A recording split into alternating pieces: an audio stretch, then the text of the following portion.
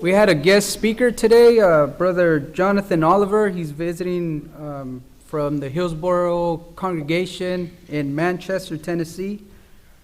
He's going to be teaching the morning class and doing the lesson during the service. He wanted to give us a presentation on the work that he's involved in over at the Brightland Christian Orphanage in Cameroon, Africa. So with that said, go ahead and invite him and get a chance to meet him if you get a chance.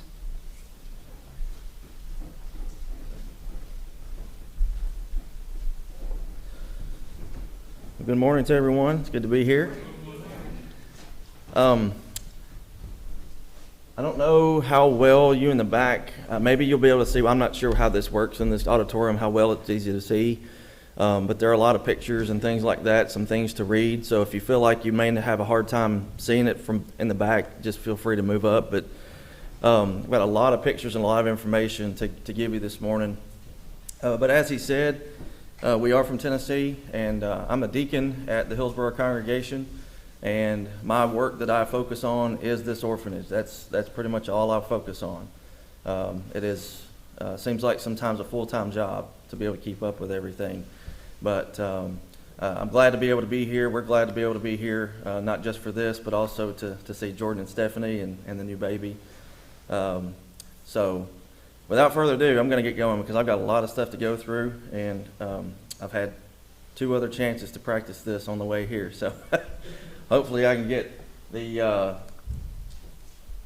timing down good. All right. So this is Brightland Christian Orphanage, and I'm just going to kind of go through some of this stuff is just, so I guess, needless sometimes. But James 1 and verse 27 is obviously a very important verse that we focus on when we think about the purpose for what it is we're doing over there. Pure and undefiled religion before God and the Father is this: to visit orphans and widows in their trouble and to keep oneself unspotted from the world. With BCO, that's what we call it, we are basically handling both of those at the same time. We're helping orphans, and we're also helping widows, because most of our nannies who stay there either 24/7 or who come in and work are widows themselves. So we're doing a very good work both in both aspects of that particular verse that we see there in James. So let's get into what BCO actually is.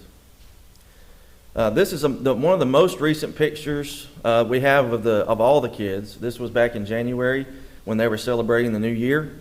BCO is God's love manifested through these children, through the staff, through the church, and the supporters that support it. Everyone that has a stake in this work is BCO.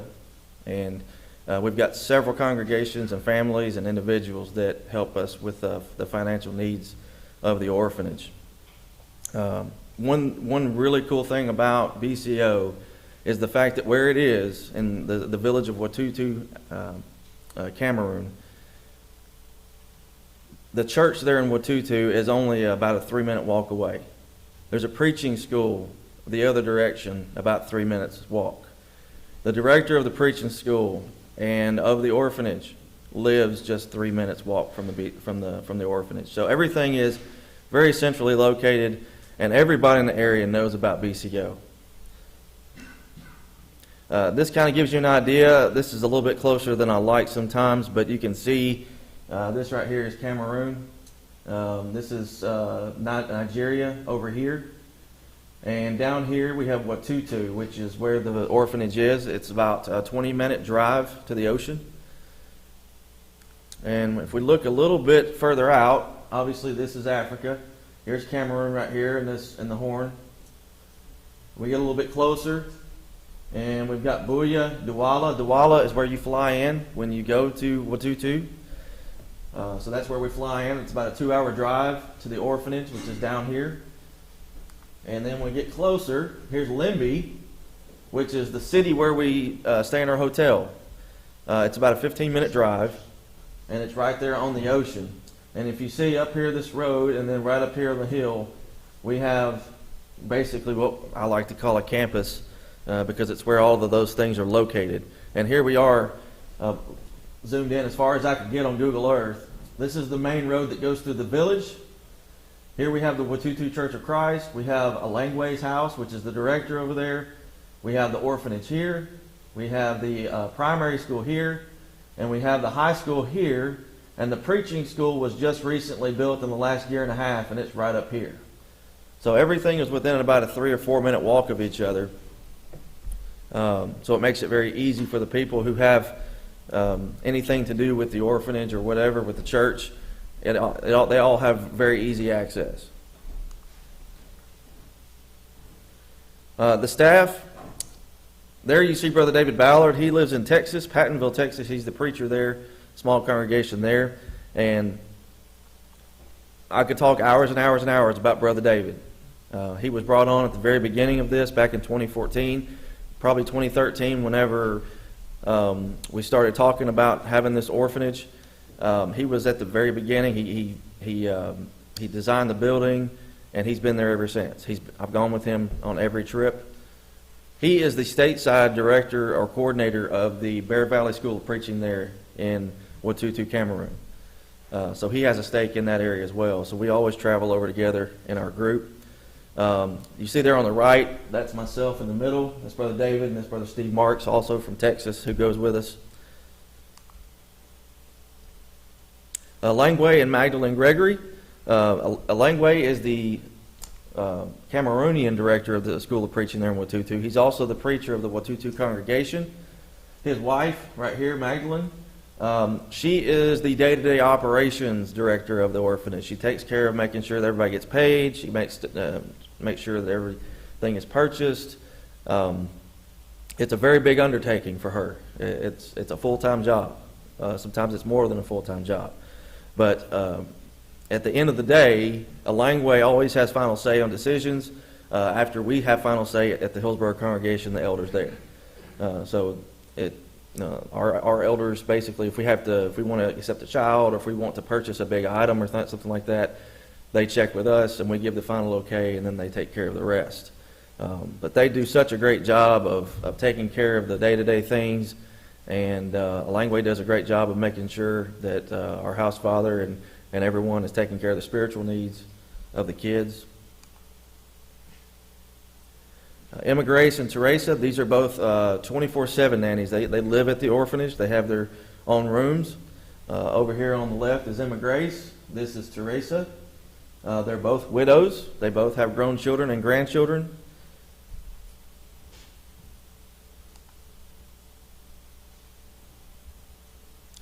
On the left here is Ruth. She's been with us from the very beginning. She started out doing a lot of nurse duties for us until we got a full-time nurse. So she does a great job. And then Franklin started out as our driver pretty much all the time. Over the past couple years, we've been trying out new drivers. Basically what it is, the preaching school, they go on a weekend evangelism every weekend. So they take off and they figure out a village to go to or an area, and they go evangelize all weekend. Well, Franklin takes them, so that takes them away from the orphanage, and then we don't have any transportation for the kids over the weekend in case something happens. So over the last 2 years, we've been trying out new drivers, and we haven't had a good luck finding someone that fits what we need. So Franklin is back to having to do double duty, helping drive. So, but he is a great guy, and I love to be with him and ride in the van with him in the front seat. I always have to give him a bag of trail mix or something when I get in, or a beef jerky or something. They love to get things from America, things they don't get there. So it's always a treat. Brother David, a lot of times will take Oreos, little individual packs, and they call them biscuits over there. But they love to get biscuits. Nurse Singay, we call her Super Singay. That's because she's everywhere. She helps everyone. She works for the preaching school and she works for the orphanage, but she also does benevolent work for the community free of charge. And she's in better shape than I am, and I think she's 10 years older than me. She's about this tall, and she's just everywhere. But she's a great lady. Here recently, she had some difficulties with her health, and we'll get to that in a little bit.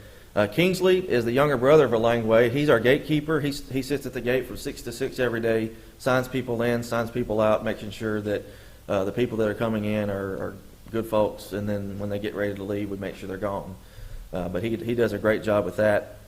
When we first built the orphanage, we didn't have a wall around it, so it was wide open for pretty much anybody just to come to the door.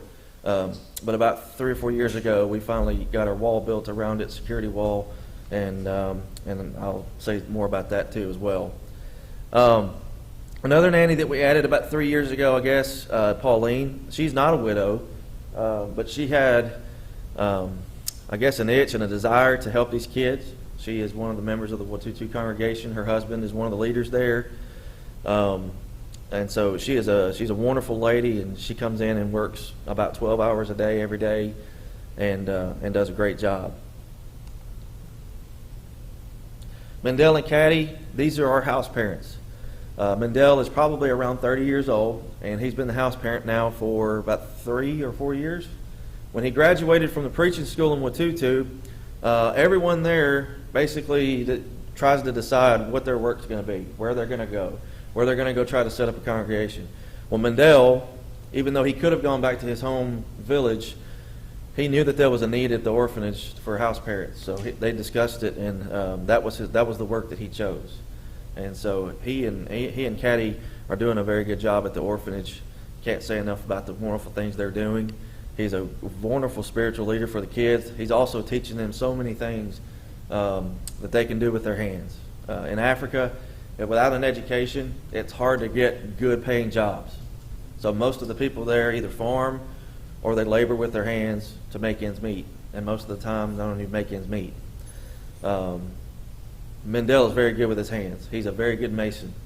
And he has saved us a ton of money at the orphanage on getting some things done there. Caddy does a great job with, she helps with the nannies and does some day-to-day domestic type things and helps with the cooking and cleaning and all that, and is also a very good example for the young ladies. Singay is not in any of these pictures, but this is the most recent one. Magdalene got the staff new uniforms. They were really excited about those about a year ago. Anytime you take them a nice shirt or something like that, they just smile real big and are very thankful for those things. So this is the outdoor kitchen. We have an indoor kitchen, which is probably smaller than it needs to be. No doubt about it. It is smaller than it needs to be.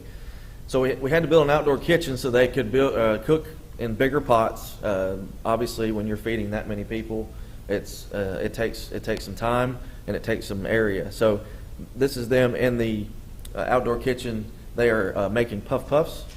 Basically, what those are rounded up balls of dough, basically deep fried, and they're basically donuts. They call them puff puffs. There's another picture of them outside the outdoor kitchen. They're making something there. And then here is them preparing a meal inside the indoor kitchen. Our mission comes from various different places in the Bible, obviously. Proverbs 22:6.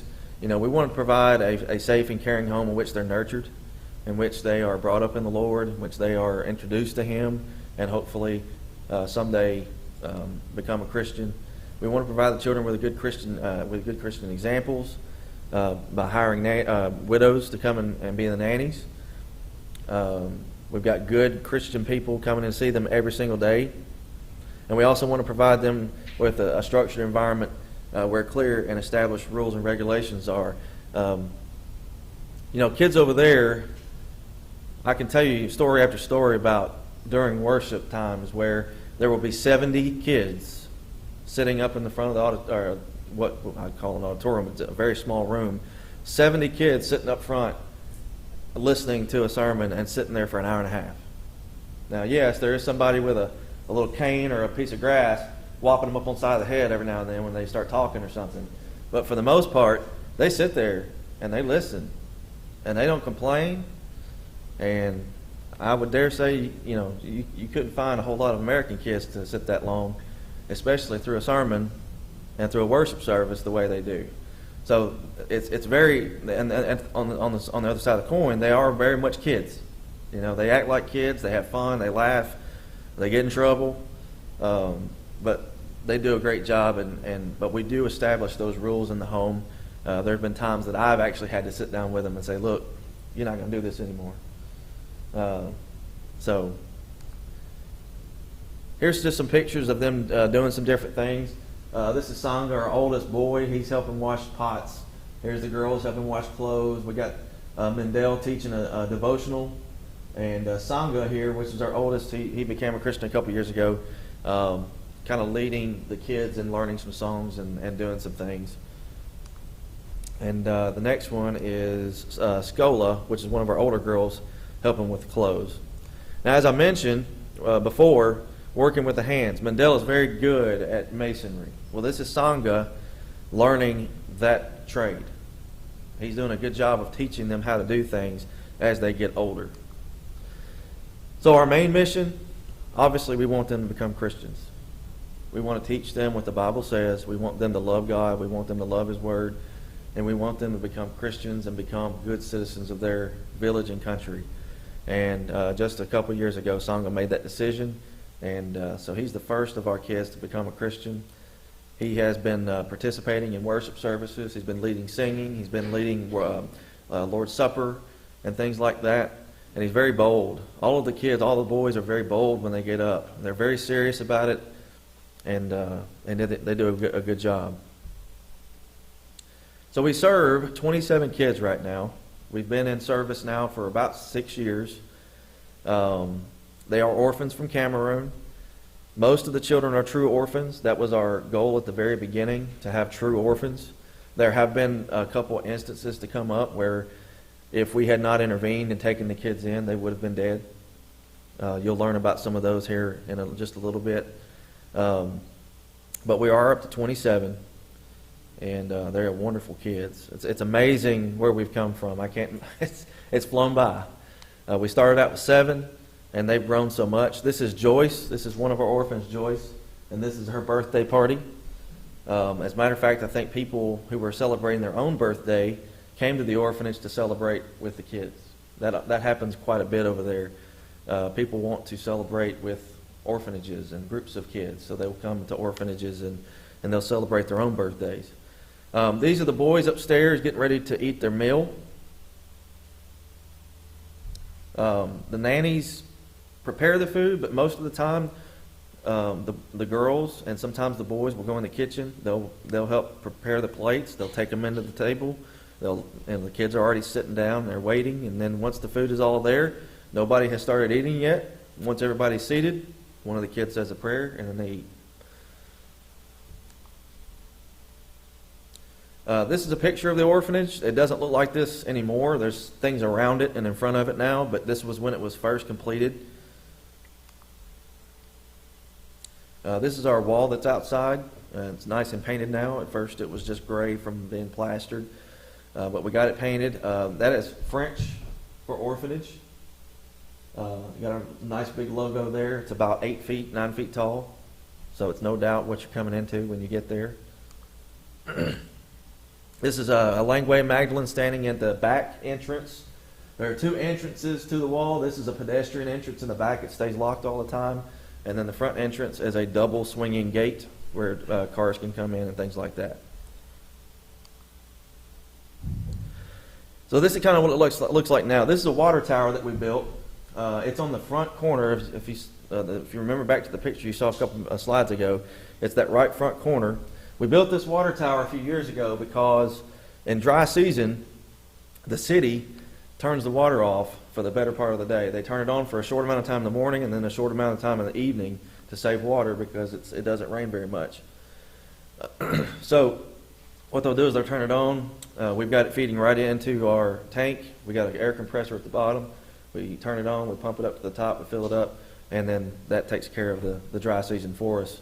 Every time that water gets turned on, we save some water. The rainy season is from about June to about October, November, so it rains a whole lot during those times. So never a shortage of water there. A few years ago, we also did this. It was just a really rough dirt, volcanic rock driveway. It was very unsafe. The kids played out there, and amazingly, they never, as far as I know, they never fell and scraped anything. But Cameroon is at the base, or the Watutu is at the base of about a 14,000 foot volcano. it still has a little bit of activity, but it hasn't erupted in like 20 or 30 years. But you can see it from anywhere. But everything around there is volcanic rock. The soil has a lot of volcanic rock, and it's very fertile. It's very, the water seeps in really easy. But we needed to do this to make it safer, and now they've got a nice place to play. We've got a place that's easier to park the van and things like that. This is the back of the orphanage. It used to be, like we said, the dirt, the mud, the volcanic rock, and it was uneven. We filled that in with concrete after we built the wall to make it safer and easier. That's the outdoor kitchen you see there. And it looks a little different now as well. We've added a stove here to make our cooking easier. Now we can cook on a fire here. We can also have something going here. Here you see some drainage that Mendel put in.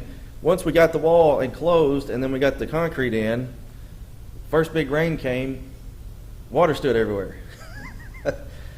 So Mendel got busy and he built some drains here and there, and now water doesn't stand anywhere. So he, like I said, he's a great guy. He's a handyman.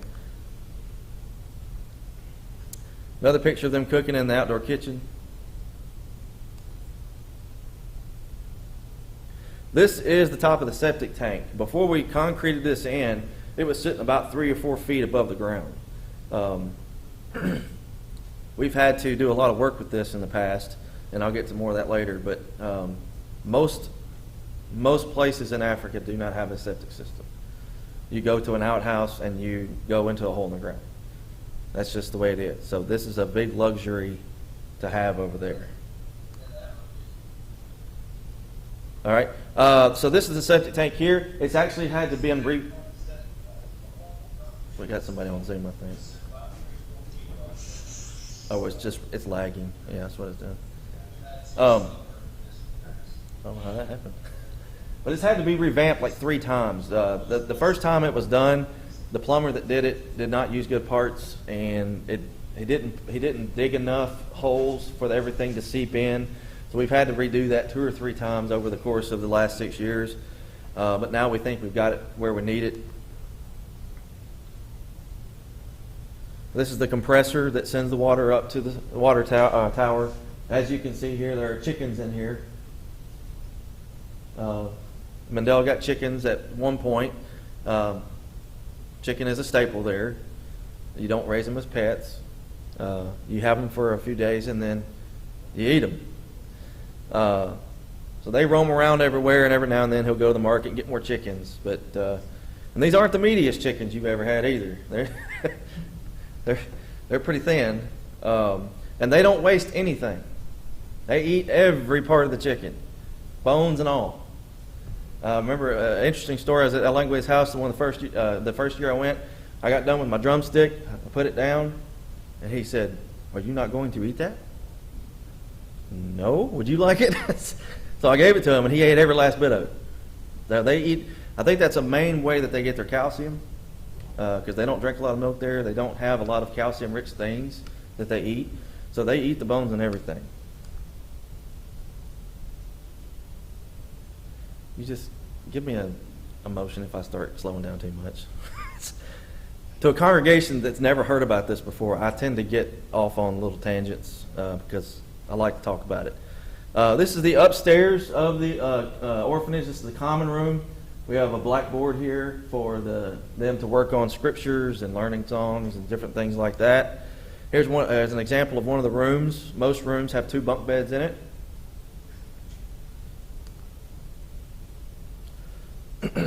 Here's another picture with some seating. We finally figured out, hey, this is a house. It's not an institution, or we don't need like hard chairs everywhere. So we got couches and nice things to sit on to make it feel more like home.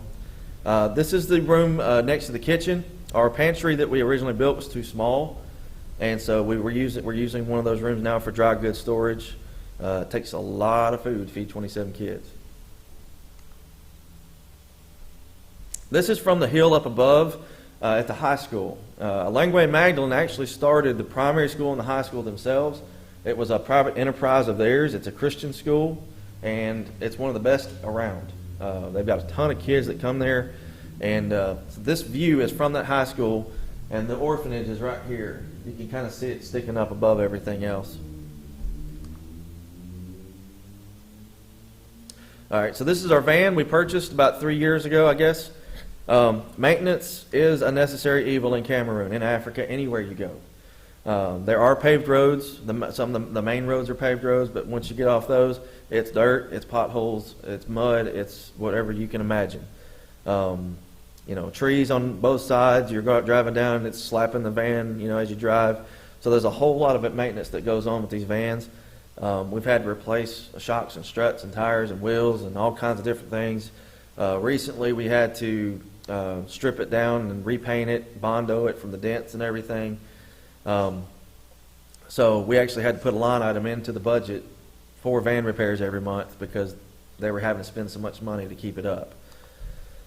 Like I said, the safety system has had a lot of issues. The upstairs bathrooms, the plumbing, like I said, was not done very well. The water was leaking into the walls. We had to replaster on the outside. That was a very expensive and time-consuming thing. We've got a washer-dryer combo to help with the washing of the clothes. You know, if you're just washing for 5 or 6 people in a family, it's no big deal washing by hand. But when you got that many kids, you know, we wanted to make life a little bit easier for them. We did get a refrigerator, which is going to be replaced. A nice, wonderful sister in Texas that we saw just a few days ago came up to me and she said, "How much is the refrigerator?" And I told her about the range it would be, and she said, "Well, I want to pay for it." And she gave me way more than enough. She said, "Whatever's left over, give to the kids, you know, clothes, whatever they need." So big hearts out there helping us out. So as of right now in 2021, all the children are doing well. Aside from the occasional, you know, all the kids have malaria pretty much. Everybody in Africa, I think, if you would probably find out, would probably have malaria. If they don't, they're lucky. So they get malaria flare-ups. They call it fever. It lasts for a few days, and then it goes away for a while, and then it'll come back later. But aside from that, everybody's been doing well. Staff is very happy in their roles. They are very happy to come to work. Structure's doing well. We do have to do some plastering inside to help maintain that. Singay, our nurse, actually had a growth on her back. It was causing her severe pain to the point that she couldn't walk. And that's a hard thing to deal with when you have so many people depending on you. And so she was able to get surgery, and basically what it was a lipoma on her back pushing on her spine, causing her all that pain. So that's been fixed. Children go to school. Just real briefly, I will say Cameroon, especially in the southwest region where we are, it's an English-speaking region. 20% of Africa, 20% of Cameroon is English-speaking. The other 80% is French. The area we're in is English. The English do not like what the French side is trying to make them do. That's the president, the government, and everything is French. So we've got a group of separatists called the Ambazonians who want to go back to independence. That has caused a crisis and a war between those people and the French military, and it's been going on for the last 5 years. It has affected Watutu and the orphanage very little, but it's still there, and it's still a dangerous place to go in some places. But like I said, it's doing well. Alangwe has done a good job of talking to both sides, and he has a good relationship with both sides. A good report from the social center every time they come. I'm going to have to hurry up. So I'm just going to keep going. So this is them getting some holiday classes. This is outside of school. This is kind of keep them going, keep the practices, and keep it fresh on their minds. That was actually at the primary school next door to the orphanage. The primary school is actually inside the wall next to the orphanage. This is the social center, meeting with Magdalene, going over things, checking things out, making sure everything is the way it needs to be. We do have to be in compliance with the government, so they come every year to make sure we're doing that. These are the kids in their school uniforms.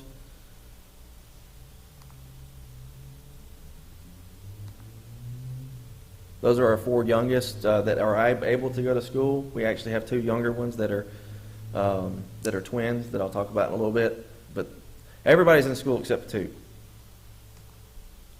And this is one of the classes up at the high school.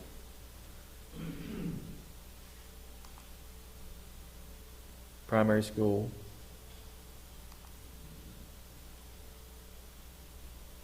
As you can see, they're very cramped. They're using basically what amounts to a 2x10 as a desk. And there's probably, I bet there's 70 or 80 kids in that one class. One teacher. And all the classrooms are open, so you can hear everything that's going on with every other classroom. How they learn, I have no idea, but it happens. Every so often, Mendel takes the kids to a field nearby to get some exercise. So this is them walking down to that field, going to get some exercise in. They like to play soccer.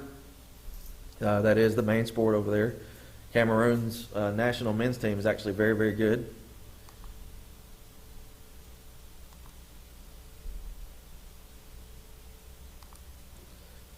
I already saw that. And here's the van getting repaired. This is Sangha down in a hole that they're digging to help with the leaching of the washer, the waste water out of the washer to come out to drain into. We didn't have a place for that to go, so they dug a nice big hole for that. There is the washer dryer. You can get things, you can get just about anything over there that you can get here, but when you're talking about stuff like that, it's a whole lot more expensive. Most everything else is almost comparable to how much we would pay here. Maybe not in California, but back where we're from, it's more kind of what we pay. Once every 2 or 3 months, we have to get firewood, so we get a load brought in because they have to have that to cook. New needs going forward.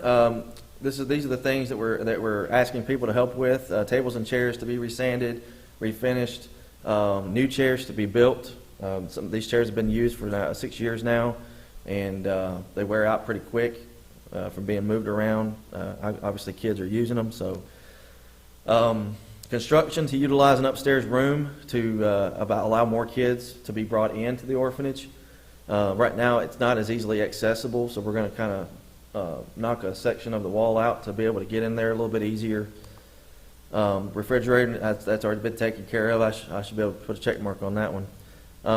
Continue compiling info for life after BCO. I'm going to be real quick about this. So Sangha is our oldest child. He's probably about 15-ish. And when I say that, I'm saying 16 to 14, maybe. We don't know his birthday. A lot of our kids, we don't know what their birthday is. They came from villages where it was very much in the bush. They'd keep up with stuff like that. Or they just didn't have any relatives left to be able to tell anybody. So we don't know the birth dates of a lot of these kids. But he is getting close to being aged out of the orphanage. Once they turn 18, they will be leaving the orphanage. And so we're trying to figure out, well, what plan are we going to have in place for when that happens? We're not just going to push them out the gates and say, all right, see you later. We're going to have a plan in place. We're going to figure out, okay, how much is it going to cost to go to university? How much is it going to cost to go to trade school? How much is it going to cost to do this or that?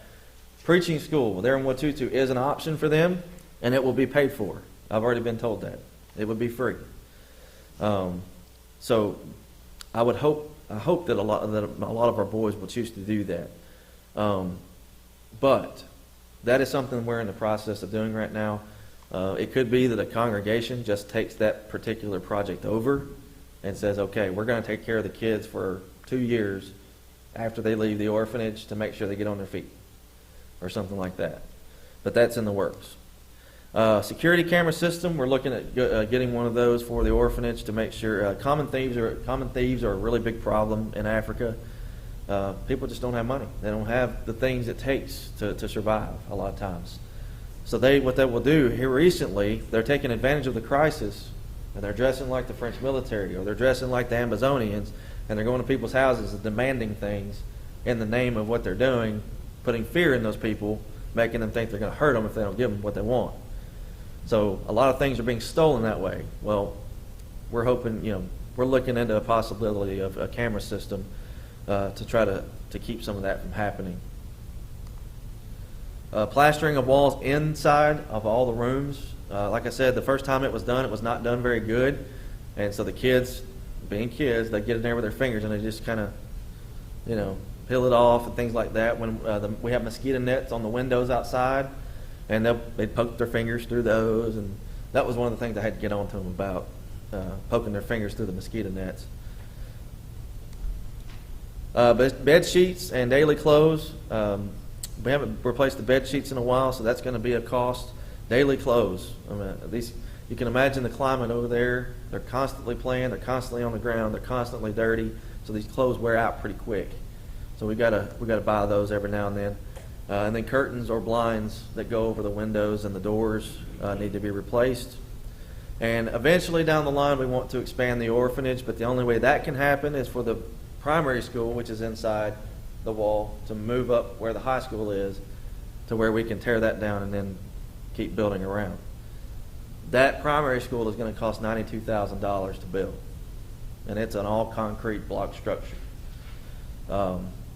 So Langway's got to raise that money first, build it, move it up there, before we can really start thinking seriously about expanding the orphanage ourselves. All right. Now we get to the really good part. These are the kids. Now, this is the part where I don't talk as much, but you get to see all the kids from the time they came in to where they are now. The last picture I have of them is the most recent from 2 weeks ago. Daniela is a special case. Shortly after I left in 2019, it's 2019, right? No, it's 2018. No? I get my years mixed up. Shortly after I left, we got knowledge of this child in this village who was severely emaciated, just malnourished. I mean, to the point she was going to die within a day or two. They rushed up there. You can see her right here. At this point, I mean, she looks like almost like a newborn, but she was like 3 months old, at least, I think. But she was severely malnourished, and here she is now, right here. From the time her development has been severely, affected. She had what seemed to be stroke-like symptoms on her right side. She couldn't use her right side very well. She couldn't grab things. She couldn't feed herself. She couldn't talk. And now she can walk by herself, which there for a long time she had to have a little push walker type thing that they built for her, or she'd have to hold on to something if she walked. But now she's walking on her own. She's saying words. She's feeding herself. And it's just amazing what's happened in her life. But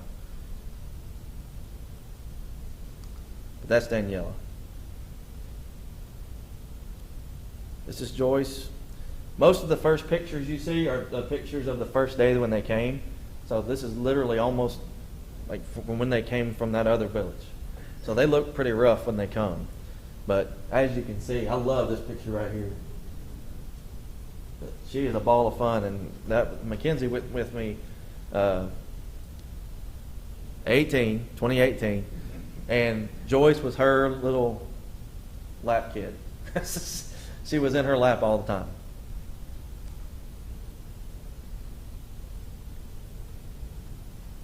All right, this is Montpere. He I'm not sure how old he is now. I can't keep up with it, but for the longest time, he wouldn't talk. He would not say anything. He acted scared. But he is, you can see him now. He's a nice looking young man.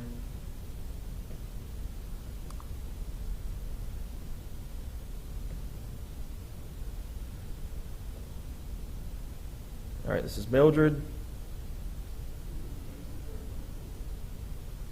And I'm going to go a little bit faster.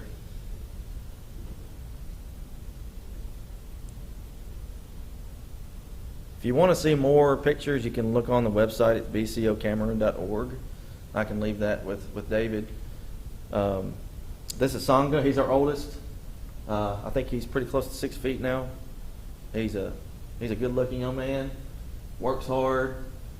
Wants to learn. He's a great big brother for everybody. He does a lot of things in the home to help the younger kids. This is Philemon. It's not Philemon. This is how they say it, Philemon.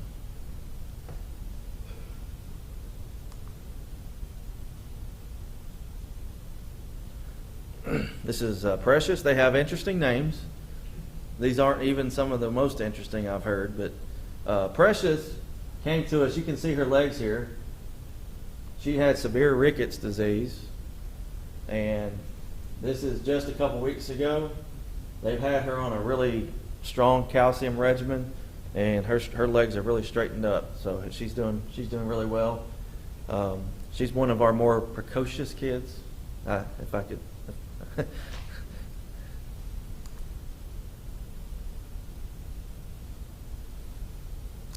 Oops.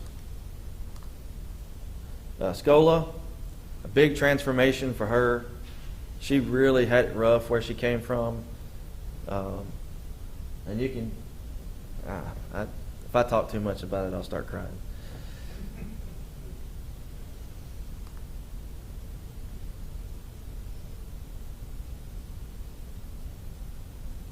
This has been efficient. She was one of our first 7 that came. She was tiny when she came. Interesting story about her, the village she was in. I guess the culture was, she had this little necklace around her neck. And I was told that meant she had no body and she was as good as dead. So we found out about her through another preacher in that area. And that's how we find out about a lot of our kids, is from preachers who've gone through the preaching school there in Watutu, and they go out and they go to these villages and they find these kids that have nobody, and then they tell us about it. That's how a lot of these kids have come to BCO.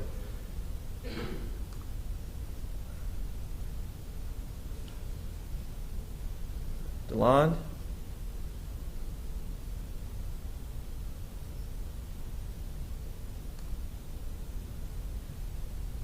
What's the latest I can be done?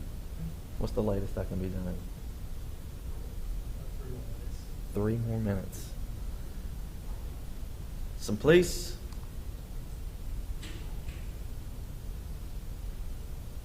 Elizabeth is one of our older girls. She's like a mom. She really takes care of the kids, and I've seen her whop so many of the younger ones on the head when I'm there, trying to get them to do what she says. It's pretty funny. That's a normal thing over there, by the way. That it's not frowned upon like it is here to, you know. They do it all the time. This is Job.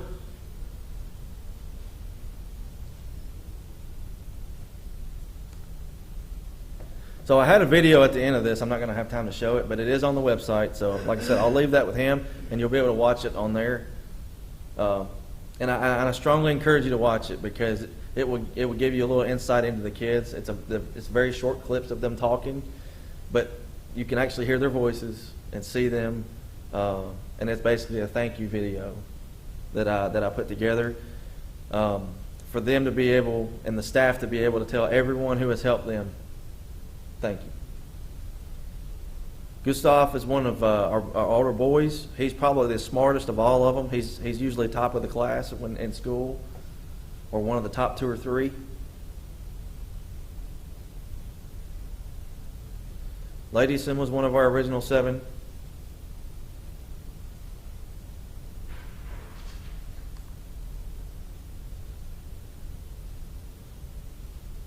Usla was one of our newer arrivals a couple years ago. More than a couple years ago. 3 years ago, probably. My daughter says no. Anyway, she was there when she was there in 18.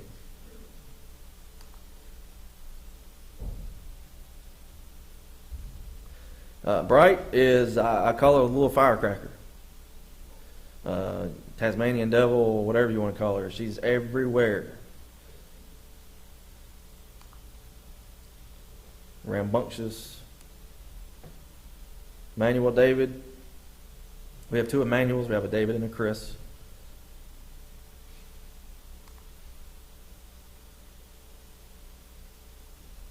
This is Victory. He's one of our newer ones.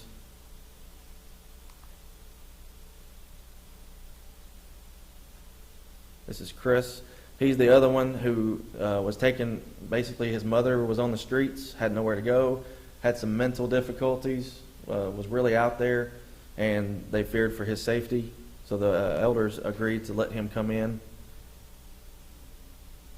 This is Elijah. Haven't met him yet. I wasn't able to go this past summer, obviously, because of COVID. Can't go this summer because of COVID, because they're not giving out visas to be able to get into the country. So it'll be 3 years, hopefully, when we get to go next summer, that I've seen these kids. This is Bless, and then the last ones are the twins, Faith and Favor. They're almost 2. If you want to know about their story, I won't take the time to tell it now, but if you want to know about their story later on, you can come talk to me. But it's an interesting one.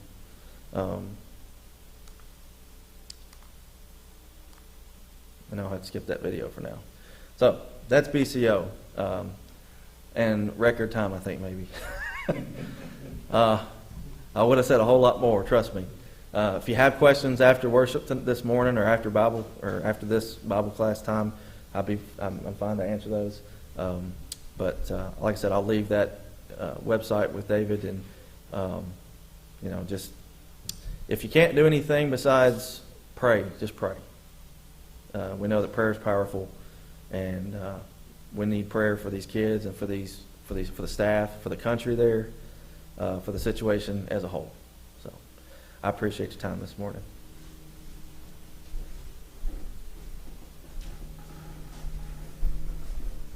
Thank you, sir. In case you don't know, we had a former minister here, Richard Sutton, years ago, spent time in Cameroon also, so we're familiar in the past with that, and setting up preaching, teaching others. So we had a word of prayer, and we'll convene for services in about 12 minutes. Father, we appreciate you so much, and we thank you so much for your great love for us. And we thank you for the love that others and we have for those around us and the compassion that we show. We pray that this is more like your Son every day. Forgive us, Father, when we see need and don't take action, and help us, Father, to